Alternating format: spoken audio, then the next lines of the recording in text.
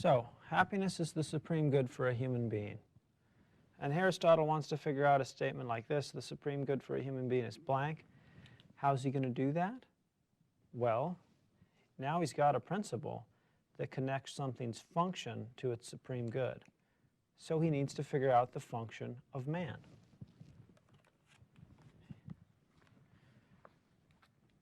Presumably, to say that happiness is the supreme good seems a platitude, and some more distinctive account of it is still required. This might perhaps be achieved by grasping what is the function of man, that is, the function of human beings. He continues, if we take a flutist or a sculptor or any artist, or in general any class of men who have a specific function or activity, his goodness and proficiency are considered to lie in the performance of that function. That's what we were saying here with Principle A. He's applying it to human beings. And the same will be true of man, assuming that man has a function.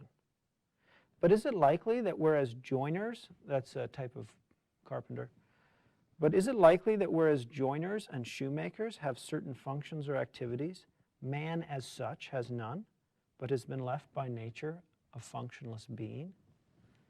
Just as we can see that eye and hand and foot and every one of our members, our parts, have some function, should we not assume that in like manner a human being has a function over and above these particular functions?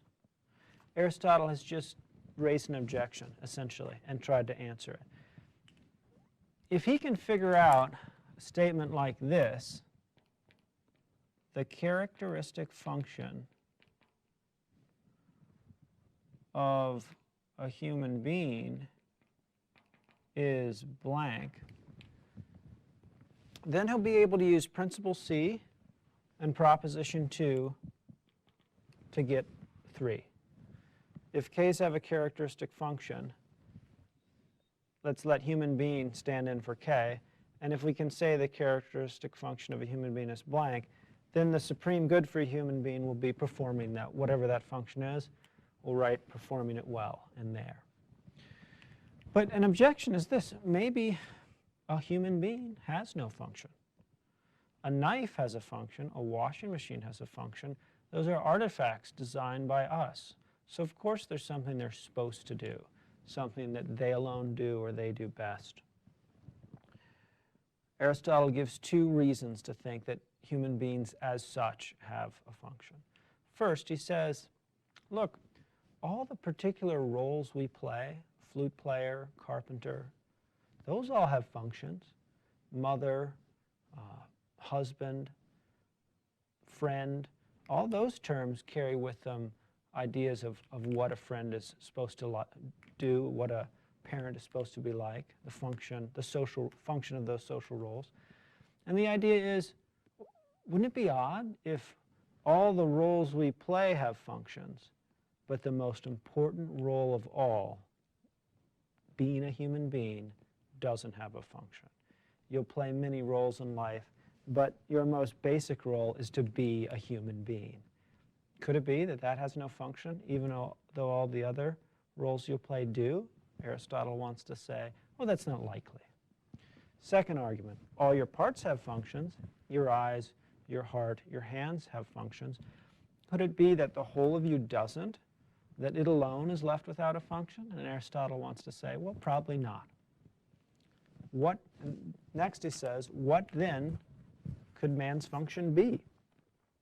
What then can this possibly be? Clearly, life is a thing shared also by plants, and we are looking for man's proper function, characteristic function. So we must exclude from our definition the life that consists in nutrition and growth. So functions are going to refer to activities: cutting well, washing clothes well, playing the flute well, cutting, washing clothes. So we're looking for some sort of activity that we do as human beings. One thing we do is we live. We take in food and we grow. But plants do that. So it's not the characteristic function proper to human beings. Next, what about a life of sentience? This is the life of the senses. We perceive things with our senses. We respond, we move around. Human beings do that. But he says in a text I won't read, yeah, but horses and cattle and brute animals do that. We're looking for what's proper to man. So is there something that man alone does, or that man does best? Next in order would be a sort of sentient life, but this too we see is shared by horses and cattle and animals of all kinds. There remains then a practical life of the rational part. And he's going to go on, and he's going to take this view. The function of man, the characteristic function of a human being, is to engage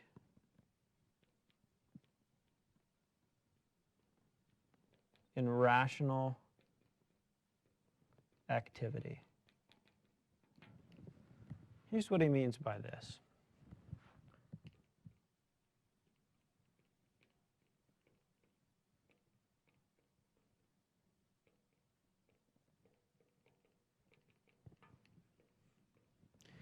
Engaging in rational activity will involve two main components. One, engaging in conceptual thinking. This is what humans do specially, and it's why the other animals, although they communicate, they don't have a language with terms for general concepts like triangle or justice. Conceptual thinking is one component of rational activity, but that's theoretical rational activity. There's also practical rational activity. That is, there's acting, choosing and acting according to reason. So I'll write acting according to reason. The contrast is with acting according to instinct, in the way that ants build their ant colonies, or bees build hives. We don't suppose that each individual bee has an understanding of the plan and because of that thought contributes to it. Rather, they seem to just have instincts to act in certain ways that result with a thing that looks designed at the end. Humans can act because they actually have a conscious understanding of the plan in their minds. So humans don't just act on reason, they don't just act, they don't just act on instinct. They don't just act on emotion. Sometimes we do, and sometimes we act on instinct. But what's special to man is this ability to act according to reasons. Really, we should say, I want to say, choosing and acting.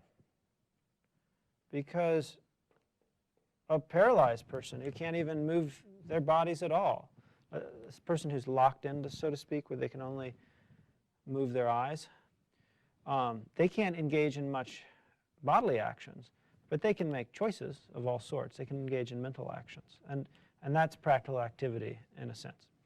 So there's two components of engaging in rational activity: conceptual thinking, and then choosing and acting according to reason rather than just emotion and instinct. I should say, an aside, if it turned out that dolphins could do these things, good for them. And what we would then be figuring out would be the supreme good for what? Rational material beings, which include both humans and dolphins. But so far as we know now, it looks like this is unique to humans. The point of the aside is that if it turned out that dolphins could reason too, it wouldn't change Aristotle's conclusion. We just would have discovered what happiness is for both humans and dolphins. All right. Now, let's use 2 and C. The supreme good for a K will be performing its characteristic function well, so the supreme good for a human being is engaging in rational activity well. Doing it well. Thinking well and choosing well and acting well. So we got to 3 from 2 and C. But then from 1 and 3, we get 4. Happiness is engaging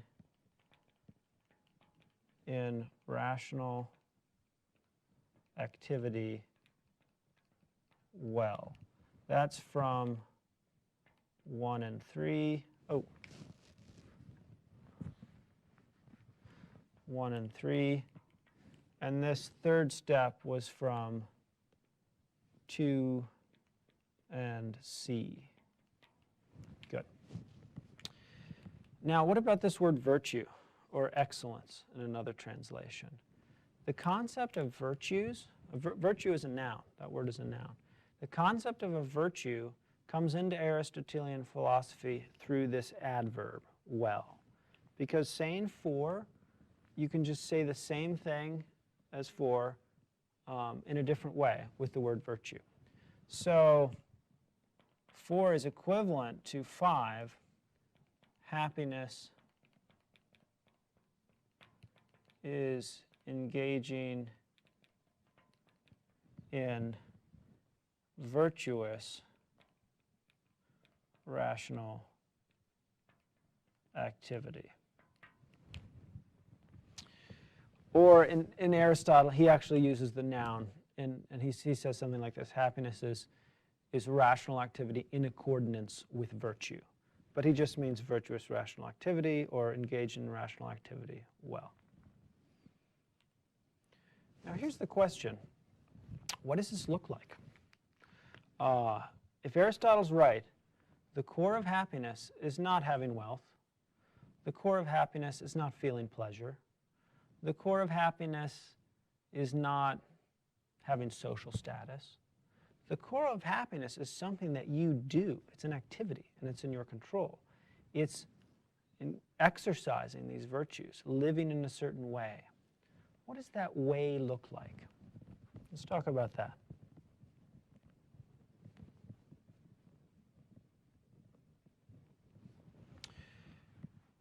Well, thinking well, that's going to involve having some true beliefs, maybe knowledge. And so truth and knowledge will be a component of happiness, according to Aristotle. Aristotle's happiness is flourishing as a human being, and to really flourish as a human being, you're going to need to have some true beliefs. I mean, imagine a person who lacked true beliefs, lacked knowledge about all important things. They wouldn't be flourishing as a human. So they wouldn't be objectively well off. And Aristotle's, that's what he's thinking about. The state of thriving for them, for us, needs to include knowledge and truth. But what about this other thing? What does choosing and acting well look like? Well, Aristotle's going to try to address that question in Book 2 of the Nicomachean Ethics, and in further books where he talks about the moral virtues.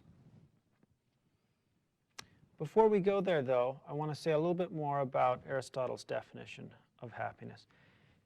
This is the core of happiness according to Aristotle, but he adds 2 qualifications.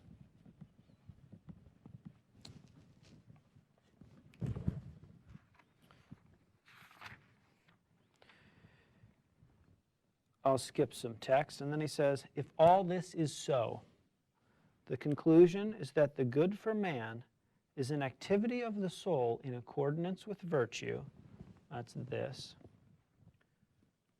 or if there are more kinds of virtue than one, in accordance with the best and most perfect kind.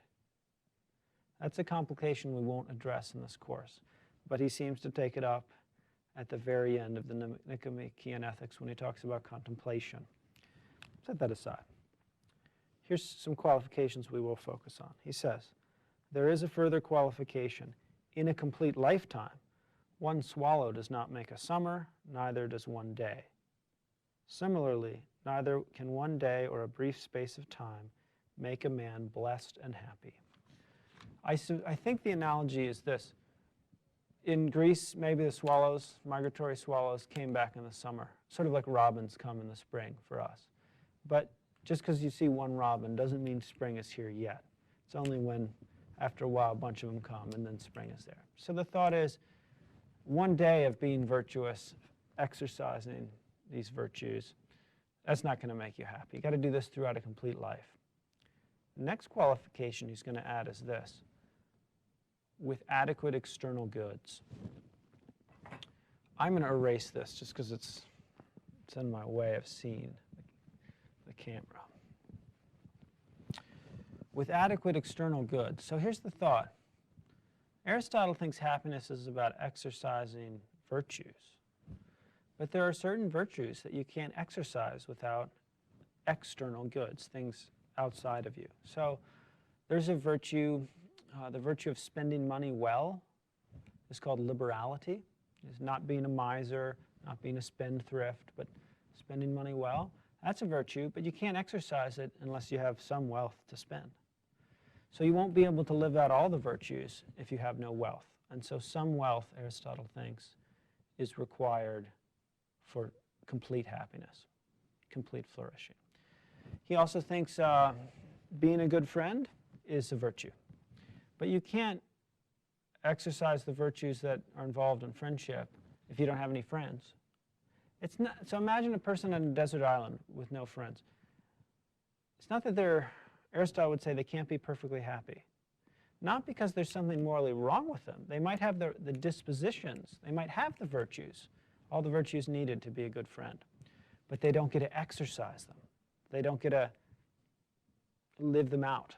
So Aristotle thinks happiness isn't just what you have when you're asleep, not exercising your good habits. But he thinks what makes these good habits great is that we can live them out. And so if you have all the moral virtues that would make you a good friend, but you live on a desert island and have no friends, you won't be happy, says Aristotle, because you can't live out this wonderful part of human life, being a good friend. So in the end then, here's Aristotle's definition of happiness. This is close to a direct quote from Book 1, Chapter 10, but I've cleaned it up a little bit. So here's Aristotle's definition. A happy human being is one who is active in accordance with complete virtue. That's kind of weird English. What he's saying is to be active in accordance with complete virtue is just to be engaging in rational activity well in all the different ways that humans can, all the excellent ways humans can think and act well. So a happy human being is one who is active in accordance with complete virtue and who is adequately furnished with external goods. Really, that's implied by the first clause, to act according to Aristotle. He may not be right about that, but according to Aristotle, to be active in accordance with complete virtue, it requires that you're adequately furnished with external goods. But we'll put it in there, just help us remember it. Finally, throughout a complete life. So who would have thought that you could define what happiness is? That's Aristotle's attempt.